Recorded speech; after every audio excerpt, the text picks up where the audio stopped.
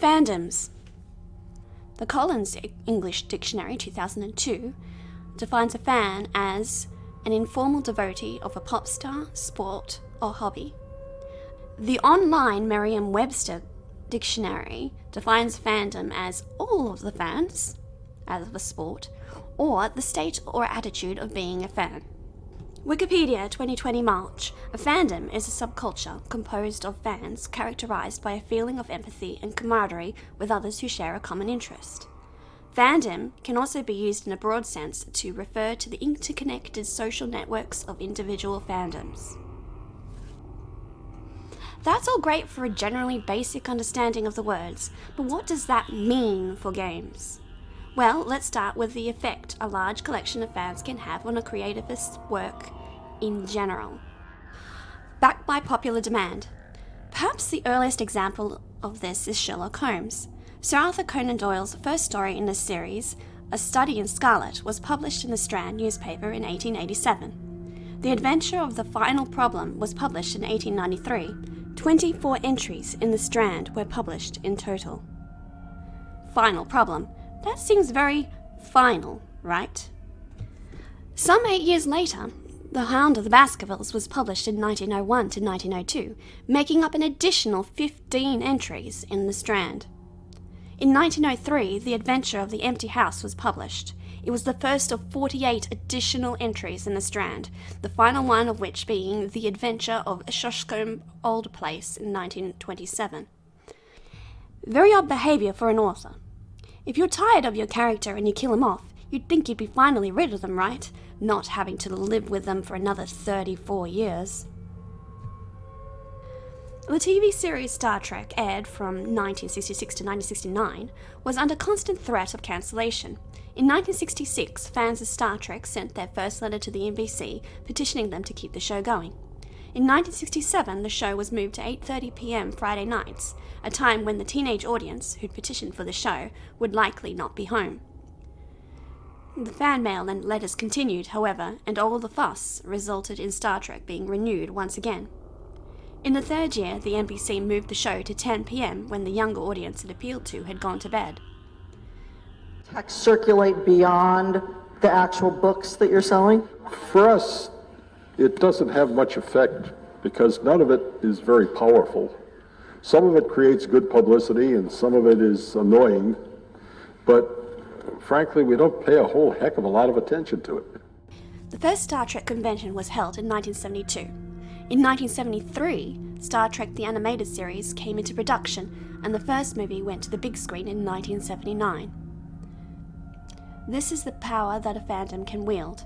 The collective might of an invested fandom can keep a series alive, spur sequels, spur reboots, and for the creativists themselves, listening to fan feedback can lead them to making their work even better.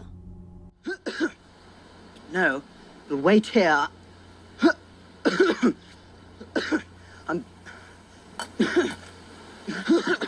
Your Grace. It's nothing.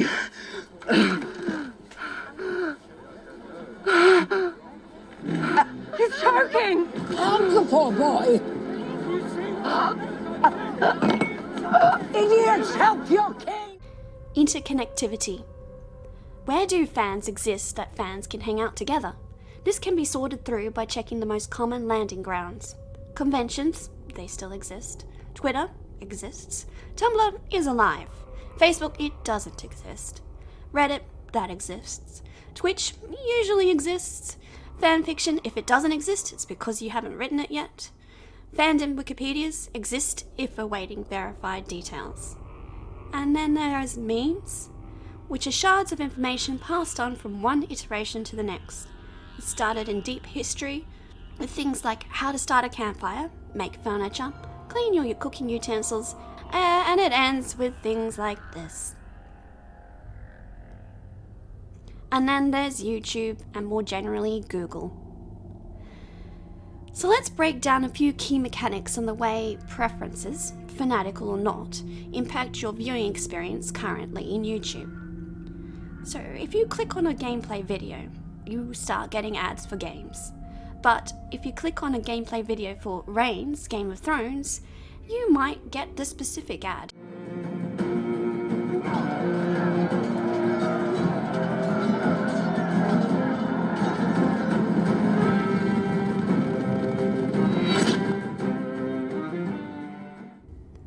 The modern internet connects based on word association.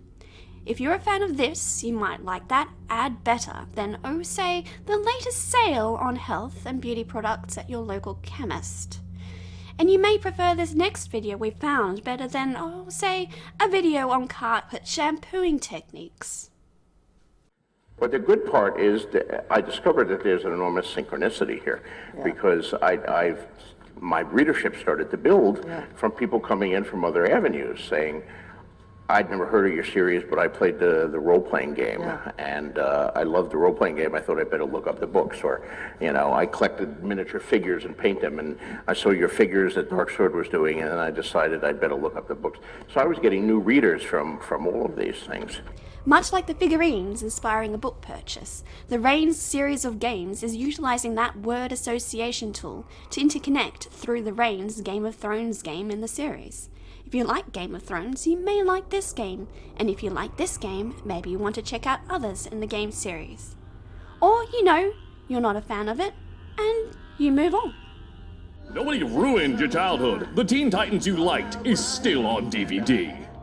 So, in conclusion, fandoms gather more followers through interconnecting with other fandoms.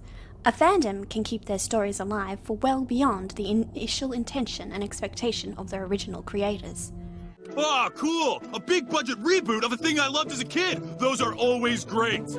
With a big enough fandom, the dead characters, obsolete series, and buried worlds may rise again. Good news, everyone! Those asinine morons who cancelled us were themselves fired for incompetence.